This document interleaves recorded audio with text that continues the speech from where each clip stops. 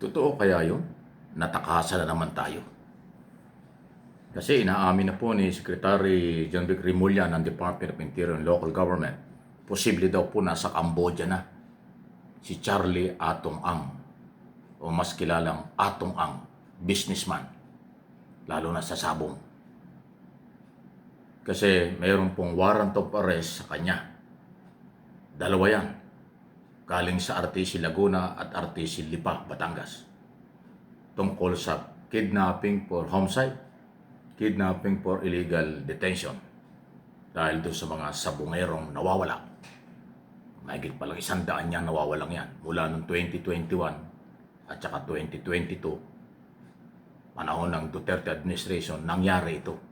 Pinaimbestigahan ng Marcos administration, kumanta yung mga ibang akusado, sumuko at nahuli yung 18 na co-accused ni Atong Ang.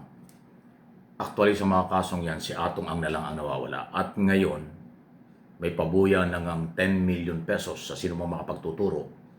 Hindi pa rin po nahuhuli. Ngayon, may balita nga na posible daw nakalabas. Natakasan na naman ang mga otoridad. Meron daw hong negosyo di umano sa Cambodia, kaya posibleng nandoon. At maliban doon sa posibleng nakatakas na, sabi ni Remulla, mga aktibo at retirado daw po ng mga pulis at NBI ang security o nagbibigay ng proteksyon kay Ang. Wow! Ang daming alam nitong si Remulla. Kay Remulla rin ang galing di umano kumikita ng 1 billion everyday sa Sabong si Atong Ang. Wow!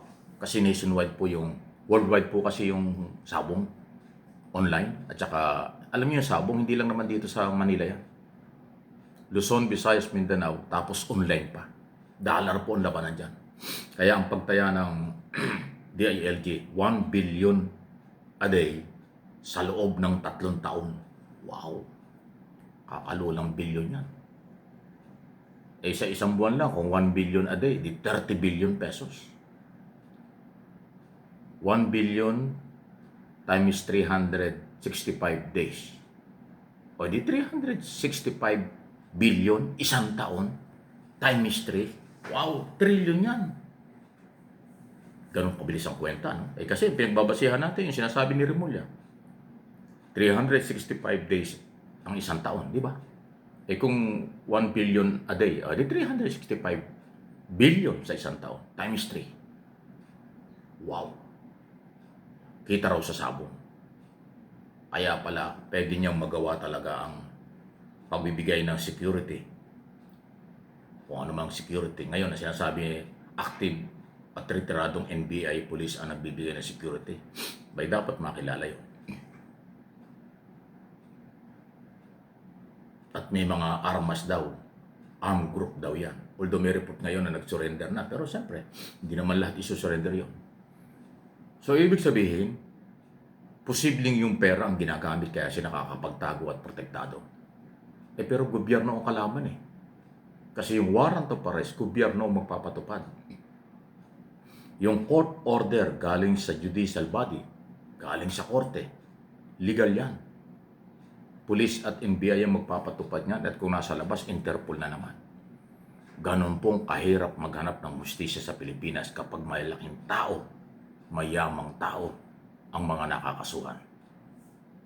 Isipin mo detalyado, alam ng gobyerno, alam ni Remulla kung saan nandoon si Ang, kung sino nagbibigay ng proteksyon, pati yung kinikita, alam niya. Ang tanong, bakit namayagpag si Atong Ang ng ganyang katagal at ganyang kalaking pera?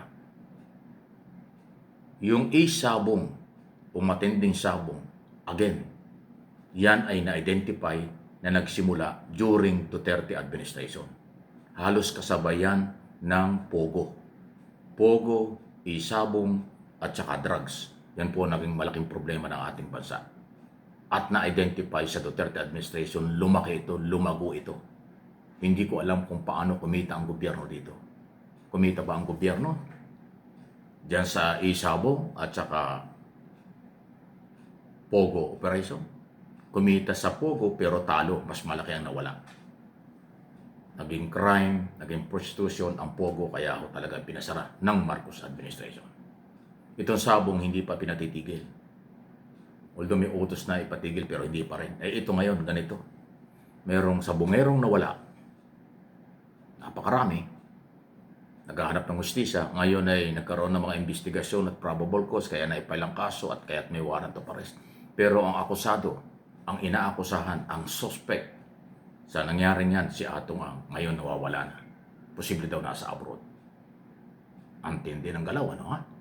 Anong inyong masasabi dyan? Please like and share. Okay? Ako, ito, controversial po itong ano. Nagsalita na po yung maraming naniniwalang mali yung ginawa ng minority group ng Senado laban sa Blue Ribbon Committee. Inunahan nila.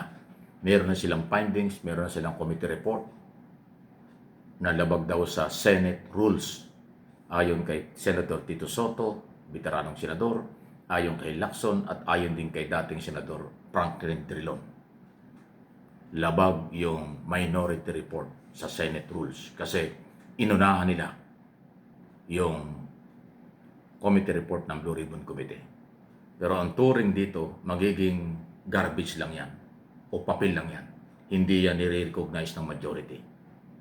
Ang inaabangang committee report ni Senator Lacson as chairman, yan ang nire-recognize ng majority ng Senado at tatalakayin sa plenaryo kung anong mga batas and aid of legislation ang gagawin. At yan din po ang magre-rekomenda ng mga posibleng kaso laban sa kanilang mga inimbestigahan sa Blue Ribbon Committee. Yan po ang sinasabi ngayon ng kampo ni Soto. Magiging for media only. Hanggang papel lang yan. Kabaligtaran ng committee report ng minority na pinamunuan yan ni ang minority leader ngayon si Senador Cayetano, pero si Marcoleta at Amy Marcos ang gumawa o naglahayag sa media ng kailang komite. Ang kanilang mastermind na tinutukoy si Martin Romualdez, pinsan ni Amy Marcos. Mastermind daw yan. Malaki daw ang kinalaman, pero meron pa daw mastermind. Alam natin si Pangulong Marcos ang gusto nilang tukuyin. Yan ang findings ng minority. Ang Malacanang, si Romualdez, Saldico, ang malaki ang kinalaman. Pero hindi nila binanggit na yung kanilang kasamahang senador ay may kinalaman. Yun ho'y nakapagtataka. Ang idinidi nila, Saldico, Romualdez at mga taga-Malacanang. Pero yung mga kasamahang senador na iniimbestigahan sa malversation at public fund, hindi naman nila binanggit.